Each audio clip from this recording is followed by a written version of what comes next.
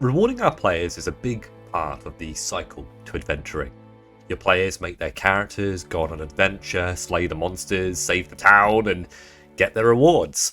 But I find that rewards can vary in shape and size, and some players can be left deflated and dungeon masters can feel drained. So let's discuss Treasure today and how I run my games and how my players get compensated during play. As always, make sure you like this video and subscribe if you'd like to support my channel and see more videos. Thanks. In my games, I primarily use D100 charts and tables to reward my players.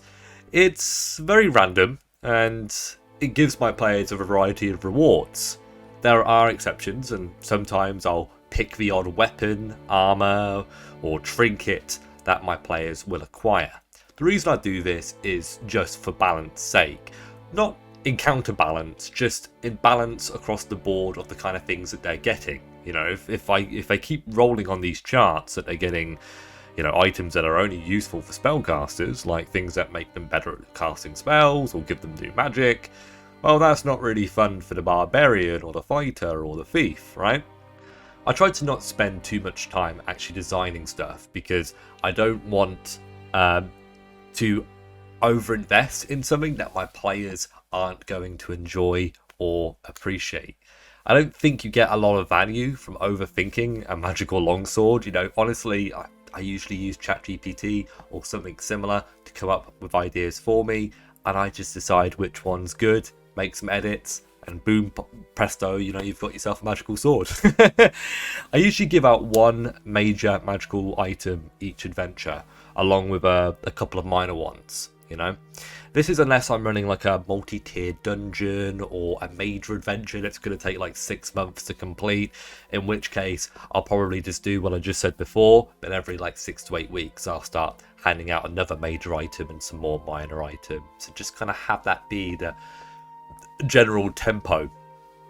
I also let my players roll on the loot charts for random sarcophagi that they come across, as well as like hidden niches, and I'll let them loot monsters and enemies, see if they find anything cool too.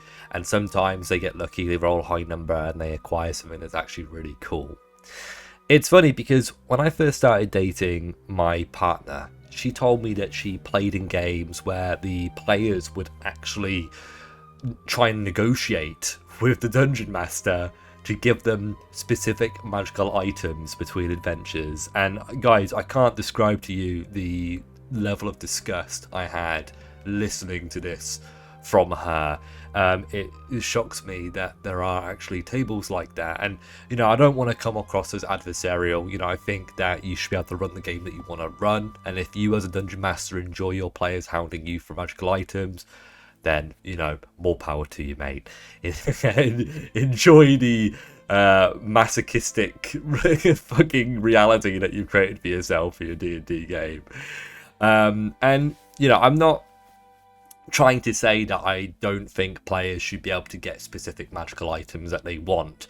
Actually, quite the contrary. I think they should be able to get magical items, but they need to earn them. And sure, they've earned gold, but I'm not going to put a fucking price tag on the Holy Avenger, okay? Because then, players will think that they can just buy it.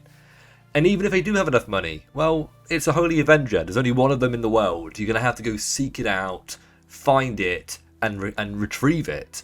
And that sounds so much more interesting anyway, because now, your players are researching, they're putting together an expedition, they're traveling to the location, they're going into the dungeon or the lair or whatever, and they're retrieving the artifact, this item. And it's not like that's going to be the only thing they find throughout that adventure. They're going to find other things, scrolls, maybe a set of armor, maybe a new shield, maybe a bow for the archer elf, right?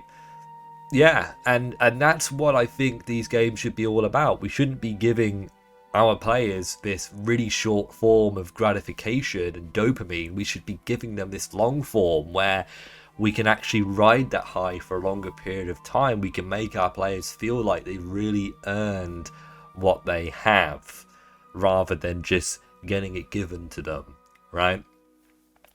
I mainly run Shadow Dark at the moment, which, for anybody who doesn't know, I'm sure most of you do. You've watched, I imagine most of you have watched a previous video of mine where I talk about it, but it's basically a rules light version of D&D 5th edition, just more like an old school version. You know, it gets rid of a lot of the unnecessary mechanics and the shit that just slows everything down.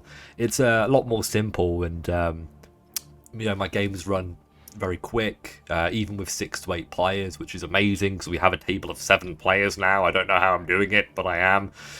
This is an IRL game, by the way, which is just dandy. You know, I actually get to make friends with real people.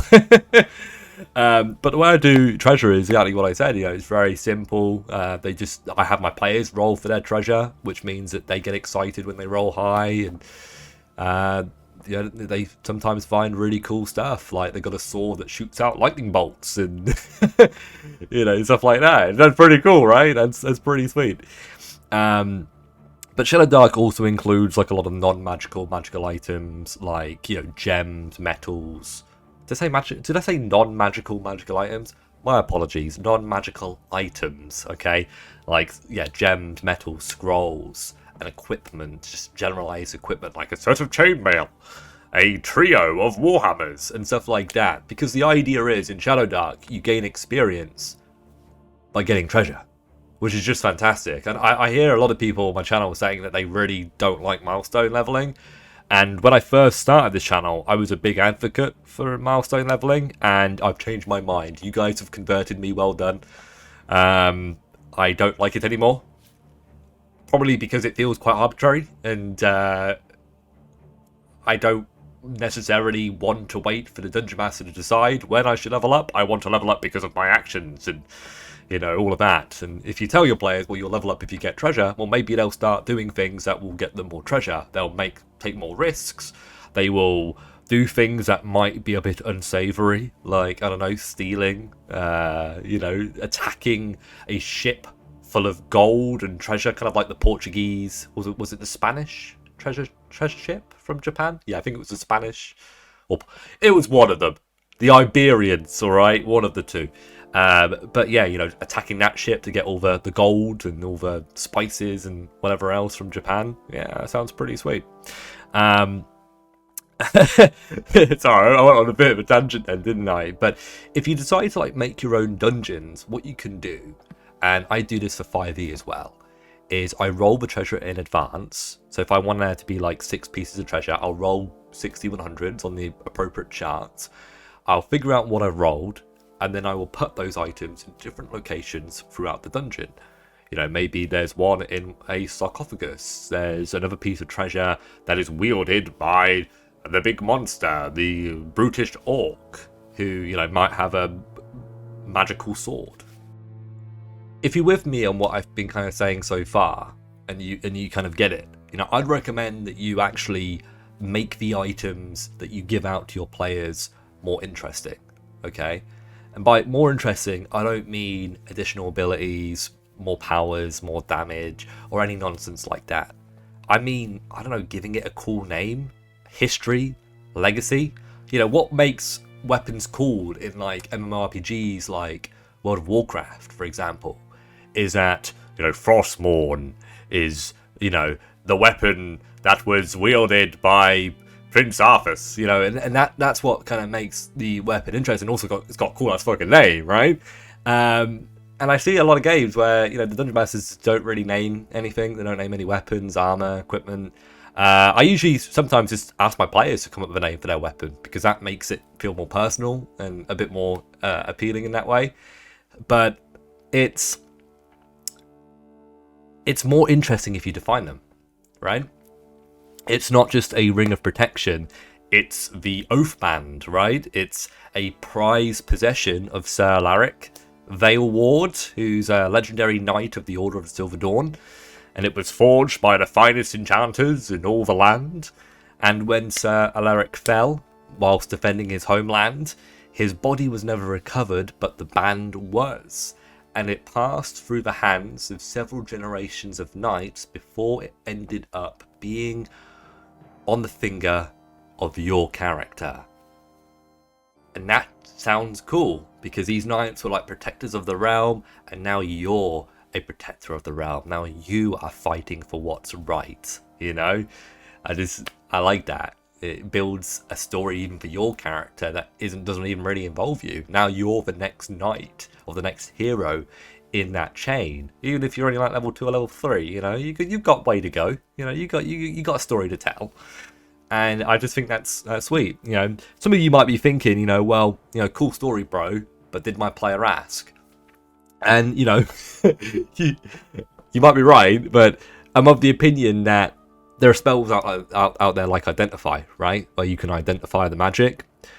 Why can't it also just reveal the history of the item, or at least some of the history of the item, to the person who casts a spell? Obviously it's not stated in the description, but I mean, fuck the description. I think that sounds pretty cool. And if you're telling that to one player in character, well, all the other players are probably going to be listening, unless they're all on their phones, they'll be listening out of character. So they'll all know out of character that the ring or the weapon or the armor is cool, and it's got this legacy. And that just makes, you know, the items that you do that with a lot more interesting. Now, obviously, it's only a +1 to AC and saving throws, but to be fair, to a lower level adventurer, that's a 5% chance of you know, of managing to block an attack, you know, and it will help you with your saving throws too. If you're, you know, got a really high AC but not very good saves, like my human paladin in my Saturday group, who's got like a armor class 24. I just use spellcasters against him. Magic missile him. What's he gonna do? Anyway, what do you guys think about treasure? And how do you reward it in your games? Let us know in the comment section below.